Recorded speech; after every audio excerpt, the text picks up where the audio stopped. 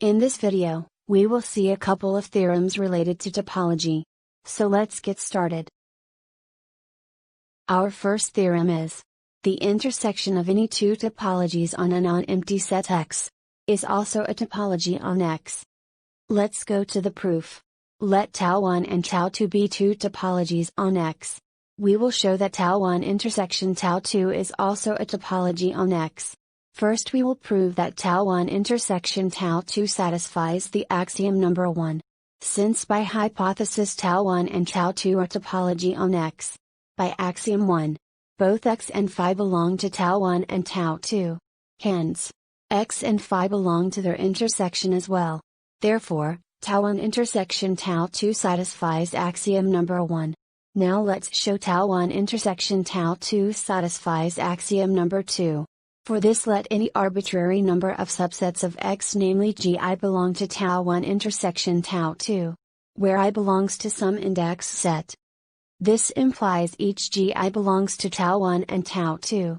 Again, since by hypothesis τ1 and τ2 are topology on X, the union of Gi's belong to both τ1 and τ2.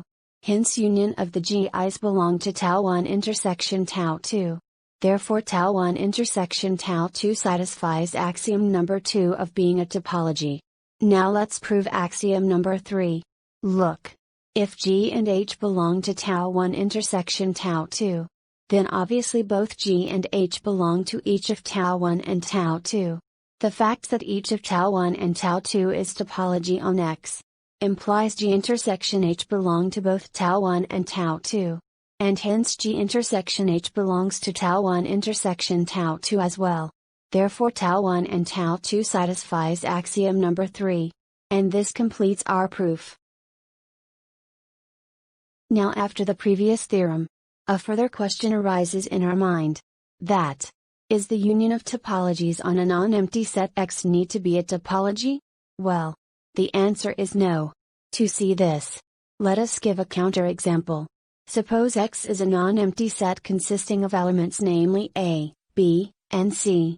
And we define two topologies, τ1 which contains X, phi and A, and τ2, which contains X, phi and B. You can check by yourself that τ1 and τ2 both satisfies all the three axioms of being a topology. Now observe τ1 union τ2 consists of the set X, phi, A, and B, which is however not a topology on X. Since the set, A, belongs to τ1 union τ2, and the set, B, belong to τ1 union τ2. But their union, A, B, does not belongs to τ1 union τ2. That is, axiom number 2 fails to hold.